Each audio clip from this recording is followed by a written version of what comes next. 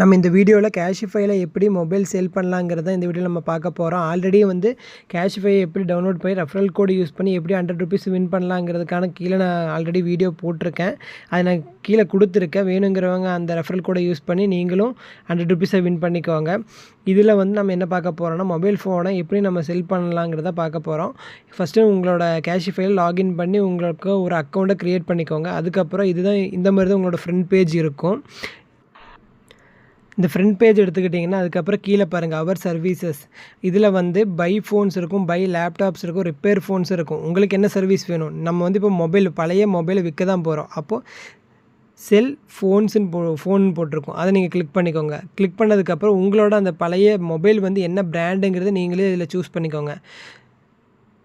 கரெக்டாக நீங்கள் வந்து பார்த்தீங்கன்னா இதெல்லாம் சூஸ் பண்ணும்போது ஒரு அமௌண்ட் அங்கே காட்டும். அந்த அமௌண்ட்டு கிடையாது. கீழே வந்து பார்த்தீங்கன்னா எக்ஸாக்ட் வேல்யூன்னு சொல்லி ஒன்று கொடுத்துருக்கும். அதுலேயும் வந்து உங்களோட ஜென்யூனாக நீங்கள் வந்து உங்களோட ஃபோன் என்னென்ன இஷ்யூஸ் இருக்கோ அந்த கம்ப்ளைண்ட் எல்லாம் நீங்கள் சொல்லிடுங்க. சொன்னால் அந்த அவங்க ஆல்ரெடி ஒரு அமௌண்ட் கொடுத்துருக்கோம், அதிலேருந்து கம்மி பண்ணி ஒரு அமௌண்ட்டு காட்டும். ஃபஸ்ட்டு உங்களோட என்ன சீரீஸ்ன்னு கொடுத்துக்கோங்க, என்ன மொபைலை கொடுக்க போகிறோம். நம்ம வந்து இப்போது ரெட்மி கோ தான் கொடுக்க போகிறோம். இப்போ வந்து என்ன ரேம் எவ்வளோன்னு கேட்குது. நம்மளோட ரேம் நம்ம கொடுக்குறோம். கொடுத்ததுக்கப்புறம் வந்து பார்த்திங்கன்னா இதுதான் மொபைல், இதுக்கு எவ்வளோ அமௌண்ட்டு கொடுப்பாங்கங்கிறத வந்து காமிச்சிட்டாங்க. இதிலேருந்து கரெக்டான வேல்யூ நமக்கு தெரியணும்னா கெட் எக்ஸாக்ட் வேல்யூன்னு கீழே கொடுத்துருக்காங்க பாருங்கள். அதை கிளிக் பண்ணிவிட்டு அதில் தான் வந்து நம்ம பார்த்திங்கன்னா அதில் இருக்கிற கம்ப்ளைண்ட்ஸ் எல்லாம் ஜென்யூனாக சொல்லணும். நம்ம ஃபோனை பற்றி இன்னும் கொஞ்சம் அதிகமாக என்னென்ன தெரியுமோ அதெல்லாம் சொல்லுங்கன்னு சொல்லி கொடுத்துருக்காங்க. இதில் வந்து டச் ஸ்க்ரீன் ஒர்க்கிங்கா இல்லையான்னு கேட்டிருக்காங்க. அதுக்கப்புறம் இவர் ஃபோன் ஸ்க்ரீன் ஒரிஜினலாக இல்லை நீங்கள் ஏதாவது சேஞ்ச் பண்ணியிருக்கீங்களான்னு கேட்குறாங்க. அதுக்கெல்லாம் எஸ்னா எஸ், நோனா நோன்னு கொடுத்துருங்க. அதுக்கப்புறம் கண்டினியூ கொடுத்துருங்க. அதுக்கப்புறம் ஏதாவது ப்ராப்ளம் இருக்கா, லைன்மா இருக்கா, இல்லை அடிபட்டிருக்கா, அந்த மாதிரிலாம் கேட்குறாங்க. அது எது உங்களோடது ஜென்யூனாக இருக்கோ அதை கொடுத்துக்கோங்க. ஃபிசிக்கல் ப்ராப்ளம் ஏதாவது இருக்கான்னு எங்கேயாவது கேட்குறாங்க. அது நீங்கள் உங்களுக்கு இருந்தால் கொடுங்க, இல்லாட்டி இல்லைன்னு சொல்லிவிட்டு கிளிக் பண்ணாமே விட்டுருங்க. அதெல்லாம் நீங்கள் பண்ணதுக்கப்புறம் கண்டினியூ எல்லாத்துக்குமே கீழே வந்து நீங்கள் இது பண்ணதுக்கப்புறம் வந்து பார்த்தீங்கன்னா கண்டினியூன்ட்டு போய்கிட்டே இருக்கலாம். நீங்கள் பாக்ஸ் வச்சுருக்கீங்களா நல்லா கேட்பாங்க, அதுவும் நீங்கள் பார்த்தா கொடுத்துருங்க. இதெல்லாம் போட்டதுக்கப்புறம் வந்து பார்த்தீங்கன்னா இதுதான் என்னோடய ஃபைனல் அமௌண்ட்டாக அவங்க கொடுத்துருக்காங்க. இதில் வந்து இன்னொரு ஆப்ஷனும் இருக்குது, அப்ளை கோடு. ஏதாவது ஒரு கூப்பன் கோடு இருந்துச்சுன்னா அதை கூட இதில் அப்ளை பண்ணி கொஞ்சம் ப்ளஸ் ஆகிக்கும் மணி. அதே மாதிரி வந்து பார்த்திங்கன்னா இந்த அமௌண்ட்டு வந்து பேங்க் அக்கௌண்ட்டுக்கு வேணுமா இல்லை கிஃப்ட் கார்டாக வேணுமா? இப்போ அமேசான் கிஃப்ட் கார்டாக இருந்தால் ஆல்ரெடி உங்களுக்கு காமிச்ச அமௌண்ட்லேருந்து 2.25% எக்ஸ்ட்ரா மணி தான் காட்டும். இப்போ உங்களுக்கு ஆல்ரெடி ஒரு அமௌண்ட் அங்கே காமிச்சிருக்கும்ல, அதுலேருந்து ப்ளஸ் ஆகும்.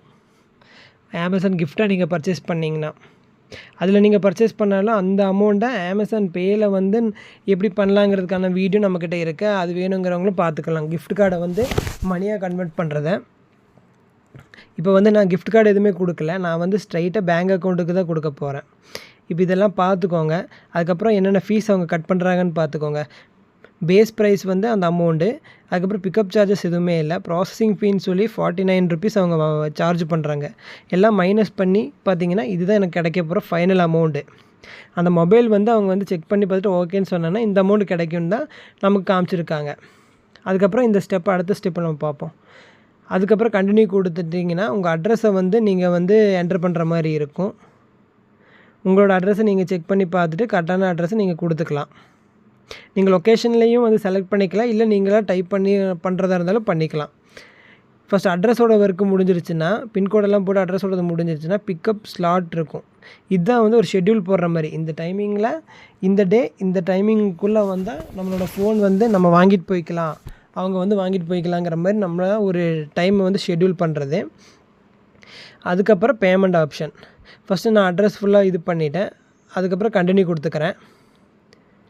இது வந்து நம்ம டைமு மண்டே வந்து இந்த டைமுக்குள்ளே வந்து நீங்கள் வந்து பிக்கப் பண்ணிக்கலாங்கிற மாதிரி நம்ம செலக்ட் பண்ணிக்கலாம். உங்களுக்கு என்ன டைமோ அதை நீங்கள் பண்ணிடுங்க. அடுத்தது பேமெண்ட் வந்து இன்ஸ்டன்ட் பேங்க் ட்ரான்ஸ்ஃபரா இல்லை யூபிஐயில் ட்ரான்ஸ்ஃபரா இந்த அமௌண்ட்டுன்னு கேட்டிருக்காங்க. இல்லை அமேசான் பே கிஃப்ட் கார்டா? எனக்கு தெரிஞ்சு நீங்கள் அமேசான் பே யூஸ் பண்ணுறவங்களா இருந்தால் கிஃப்ட் கார்டு கொடுத்தீங்கன்னா கொஞ்சம் அதிகமாகவே உங்களுக்கு கிடைக்கும்.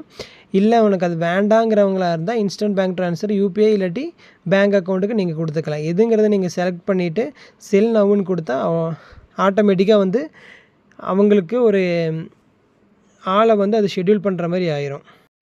நீங்கள் இந்த வவுச்சர் ஆப்ஷனும் வந்து யூஸ் பண்ணிக்கலாம். ஏன்னா இது ஒரு நல்ல ஆப்ஷன் தான். பட் நான் இது பண்ணி பார்க்கல.